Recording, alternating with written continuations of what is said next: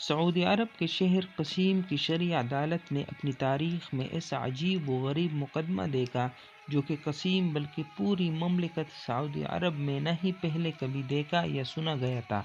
ہم آئے دن خاندانی اختلافات، قطع رحمی اور عناد کی بین چڑھنے والے افسوسناک واقعات اور دلوں کو لرزا دینے والے واقعات کی تفاصیل تو پڑھتے، سنتے اور دیکھتے ہی رہتے ہیں، مگر صلہ رحمی کی بنیاد پر بننے والے اس مقدمے کی تفاصیل سنیے اور اس واقعے کو کسوٹی بنا کر اپنے آپ کو یا اپنے گرد و نواح میں وقوع پذیر حالات و واقعات کو پرکھیے۔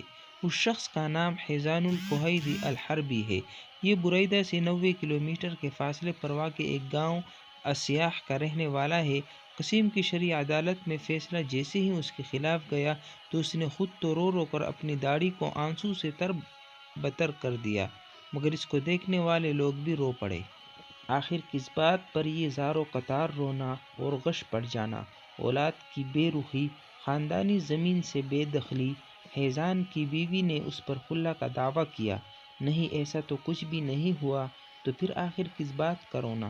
یہ قصہ تصوراتی نہیں بلکہ سچا اور حقیقت پر مبنی ہے، جس کی تفاصیل سعودی عرب کے ایک بڑے اخبار الریاض کے سرورق پر چھپی۔ مملکت کی کئی بڑی مساجد کے منابر سے ائمہ کرام نے اپنے خطابات میں اس واقعے کا ذکر کیا۔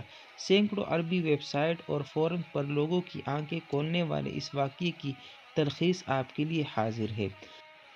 حیزان اپنی ماں کا بڑا بیٹا ہے۔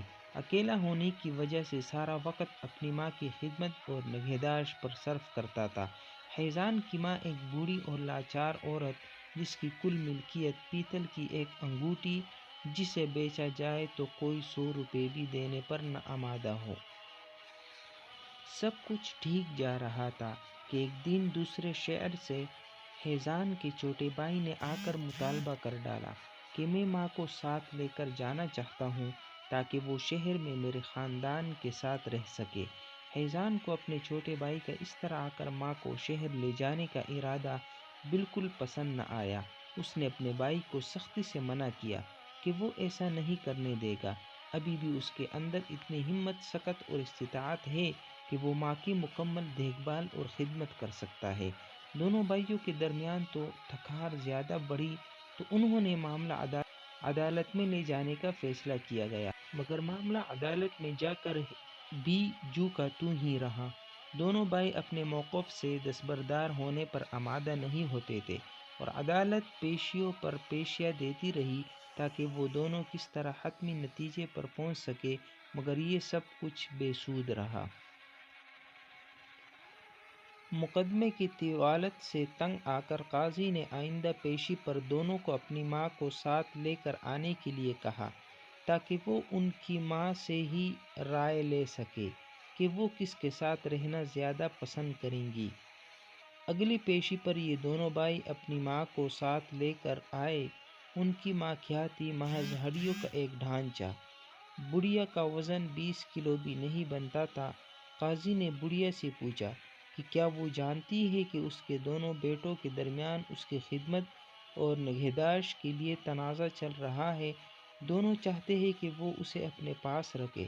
ایسی صورتحال میں وہ کس کے پاس جا کر رہنا زیادہ پسند کریں گی؟ بڑھیا نے کہا، ہاں میں جانتی ہوں، مگر میرے لیے کسی ایک کے ساتھ جا کر رہنے کا فیصلہ کرنا بہت مشکل ہے۔ اگر حیزان میری ایک آنکھ ہی مانند ہے تو اس کا چھوٹا بھائی میری دوسری آنکھ ہے۔ بڑھیا نے کہا، ہاں میں جانتی ہوں، مگر میرے لیے کسی ایک کے ساتھ جا کر رہنے کا فیصلہ کرنا بہت مشکل ہے۔ قاضی صاحب نے معاملے کو ختم کرنے کی خاطر حیزان کے چھوٹے بھائی کی مادی اور مالی حالت کو نظر میں رکھتے ہوئے مقدمے کا فیصلہ اس کے حق میں کر دیا۔